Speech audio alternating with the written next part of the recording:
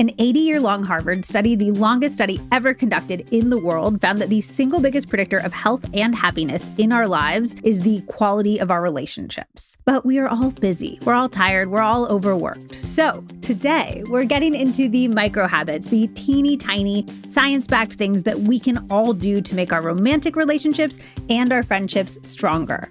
I love these because they feel really good in the moment. Like, who doesn't love the feeling of being in an incredible friendship, an incredible romantic relationship? And they also set us up to live longer, to have lower inflammation levels, to have lower stress levels. Welcome to the Liz Moody podcast, where we share science-backed tools and tips to empower you to live your best life. But we do it in a way that's fun, that makes space for emotions, that makes space for vulnerability, and the actual realities of our real everyday lives. First of all, I just want to give a quick shout out to micro habits. I have so many episodes about micro habits because there is so much science that shows that one of the key secrets to getting habits to stick is to make them far easier, to lower the bar. Micro habits are these teeny tiny actions that are both effective because they actually work, but also because you're actually going to stick to them over time. So your results are just going to compound. Also, one of my favorite tips in the world is to listen to podcasts with, or even just near somebody that you want to hear the messages of that podcast. It's such a good conversation starter, or just something, for somebody to casually overhear while they're cooking dinner. I will say from the top that this is a really great one to do that with, whether it's your friends or your romantic partner. You will get really great results on your own, but obviously this is even better if you can get them doing all of these things too. All right, so we're going to count them down. I will do my number 5 micro habit for relationships and then for friendship, and then we will go back and forth until we get to my number 1, my absolute top micro habit for both romantic relationships and for friendship. Jumping right in, at number 5 for friendship, we have one of my favorite things on the planet. Have you heard of positive gossip? Basically, the idea is that you talk about your friends, but instead of saying mean things, you essentially talk about how great they are. When you're out with a group of friends and you know something amazing about one of them, and you tell the group, like, Jessica's being really humble about her swimming, but she was actually a junior Olympian. You can do this in front of them or behind their back. You are essentially spreading the good word about how great your friends are. It obviously bonds you to the person that you're talking about if they hear it, because it's essentially a compliment. It is a compliment. But what is interesting is that even if they are not there, it bonds you to the person that you are talking to. And it makes the person doing the gossip feel really, really good too. So it's just a really good vibe spreader all around. Positive gossip. Try it out. Number 5 for romantic relationships, micro curiosity. Doctors John and Julie Gottman are some of the top relationship researchers in the world, and they found one of the single most important things for keeping a relationship healthy was meeting each other's bids. The classic example that they use is one partner is staring out the window and they're like, "Come, look at this bird." And then the partners that come and look at the bird end up in happier relationships than the couples who ignore the request or like, why would I care about a bird?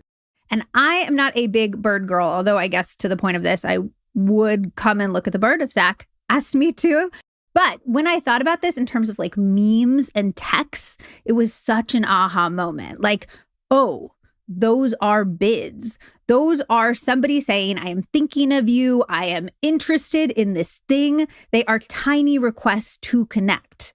And when I just ignore them, I'm saying I don't want to connect. Micro curiosity is just a tiny tool to help us meet each other's bids. So if Zach is telling me about a science fiction novel he's reading, I ask one question about it. I am micro curious. If he's telling me about some AI thing or article that he read, I ask one question. Dr. Arthur Aaron, who's the psychologist behind the famous 36 Questions That Make You Fall in Love, found that curiosity is one of the fastest ways to reignite closeness. And here's the thing. If I actually make myself listen to what Zach is saying, if I set down my phone and focus so that I am preparing myself to ask that one question, I find myself generally interested in what he's talking about, and then we connect in far deeper and greater ways. So this is just a reminder to take the second to open that door of curiosity in your own brain, even if it's something that you think is boring or you've heard about a zillion times before. Bring that micro curiosity in. Use it as an opportunity to connect. Number 4 for friendship, have a tiny ritual together. This can be in person or even just a text or phone ritual. I know 2 people who at the end of every single week, they send 5 photos from the week to each other. There doesn't have to be any context or any more than that. It's just 5 photos. It lets them feel connected to each other. It lets them stay up on each other's lives. I have another friend who folds laundry over Zoom with one of her friends every Sunday, and they catch up, and it makes this deeply unpleasant task far more fun. I hate laundry. Maybe it's not deeply unpleasant for you. I think folding laundry is like the worst thing to do in the world. I know somebody who does her gratitude practice by text with one of her friends every day. I have a friend that I meet for a matcha every Monday as a way to kickstart our week with something that we look forward to. And I have another friend that I meet for sauna sessions. The goal is just to have it be regular, like for it to count for this micro habit. You cannot be deciding to get a matcha and then texting about it and being like, hey, do you want to come get a matcha with me? This is a repeated ritual that you can count on, that you can eliminate decision fatigue around, that you can have slotted into your schedule. So try adding just one tiny ritual in and see how it impacts your friendships. At number 4 for romantic relationships, we have the 20-second hug. Studies have found that holding a hug for about 20 seconds floods our bodies with oxytocin, it reduces our cortisol levels, and it lowers our blood pressure. Shorter hugs do not have that same physical effect. Your body needs those 20 seconds to shift into a safety mode, which I think we can all feel. When you really hold a hug, when you lean into it, it takes a second, but then your body just relaxes into it. It melts into it. We are all living our lives in overly stressed out states, which is causing us to think less well. It's causing inflammation. It's causing all sorts of health problems. And we're trying to find time to sneak in all these stress relieving activities like meditating and working out. And this is one of the best ways to reduce stress. And it takes just 20 seconds and it works on both of you at the same time. You can do it at the beginning of the day and reap the benefits all day long, or you can do it before bed, which it can help you get amazing sleep. At number 3 for friendship, and this could go with the ritual one from number 4, is send voice notes. There are so many studies that show that we feel a much higher sense of connection when we hear somebody's voice versus just read a text. And I personally think that voice notes are one of the best uses of technology that exists. Like, I can't believe we didn't have voice notes for so long. And you can make it into one of your rituals. Like, I have a friend where I pull one of our conversation starter cards every Saturday. We have a conversation starter card company, but you can also just find conversation starters on the internet. And I'll take a picture of the card and I'll send it on our chat. And then we both send a voice note of our answer. And that way we're always deepening our friendship. It sparks such good, real conversations instead of when you fall into that rut of only reporting on your life, being like, well, this happened today, this happened this week. But you don't need to have a ritual around it. Even just a thinking of you voice note goes a really long way. The key here is to use your voice instead of just sending written messages. At number 3 for romantic relationships, we have got what I call one thing right. This is based around research around what's called priming, which is basically tagging things in your brain that you want it to pay attention to. This is essentially the neuroscience behind why manifestation works, which I have an entire episode about that I can link to. And here we are using it to manifest amazing relationships. So here is what you're going to do. Each day, tell yourself to look out for one thing that you really love or appreciate about your partner. A lot of times in relationships, we end up noticing all of the annoying things that our partner does. Their socks on the floor, the way that they breathe. We are looking out for those annoying things all of the time. And in doing so, we're actually priming our brain to notice more annoying things. One thing right primes your brain in the opposite direction. Because your partner has all of these amazing qualities, there is a reason that you fell in love with this person. So by saying, okay, I'm going to find one good thing today, you're telling your brain that it's important for you to notice those things. And then your brain is going to look out for them. And when you start noticing them, you're going to start engaging with your partner differently. And that's going to make these things more likely to happen. This is manifestation. It can be a really sweet way that they interact with your kid. It can be how badass they sound on a work call. I love overhearing Zach on work calls. I'm like, who is this person? This is hot. It can be how their muscles look in a new shirt, or the way that they bring you water in bed without you even asking, which Zach does for me every single night. And it's so lovely. So you're just priming your brain. You're telling your brain to look out for these things. It is one good thing. It will literally rewire your brain in a way that will transform your relationship. At number 2 for friendship, we've got keep a note of the stuff that they tell you on your phone. This is one of my absolute favorite hacks for making your friends feel seen and heard and listened to. I started off doing it for presents. Like if a friend mentioned something that they loved, I'd put it in a little note in my phone as a reminder. So when the holidays or their birthday rolled around, I wasn't just shooting in the dark and I could get them something that was actually like meaningful and important. But then I realized I could use it for all of the little things in their life. So if a friend had a promotion that they were going for, I would put it in a little note. Or if they mentioned that they're learning tennis, I would just write that down in a little note on my phone. So then I can follow up. I can say, how is tennis going? Or did you ever talk to your boss about that promotion? And I'm going to remember a lot of this stuff organically. Like I am paying attention. I know what's going on in my friends' lives before you're all like, oh my gosh, she's a terrible friend. But it's funny, even when I do not consult the note later, writing it down actually makes me much more likely to remember it. And look, we are all busy people. We have a lot going on. So this is just a little tool to make sure that our friends feel our love, that they feel our attention. Sometimes I will even go as far as to put a little calendar reminder in, like so-and-so had a first date that they were really excited about tonight. Send her a text to see how it went. We put so many other things into our reminders, into our notes, into our calendars.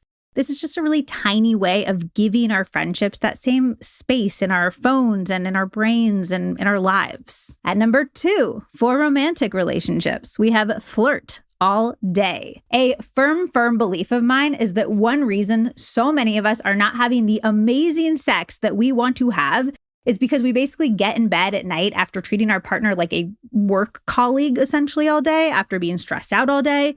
And then we somehow expect to go from 0 to 60, to be suddenly turned on and want to be hot and heavy with them. Flirting all day is one way of just warming up the car. Send a little flirty text, maybe a midday nude, whatever floats your boat. Touch their arm or their butt when you walk by them. Tell them that they look good. Just bring that really playful, flirty energy in all day long. I love this because 1, it makes our days feel more fun and exciting and just like light and enjoyable. But it also establishes you as romantic partners all day long. So when you actually want to have sex, you are far more primed to be in that state. And drumroll, please, we have made it to our number 1 micro habit for friendship. Give a specific compliment. We are friends with people for a reason. It's because we love certain qualities about them or we cherish certain memories that we have together. One of my life mantras is something that I stole from the New York City subway system.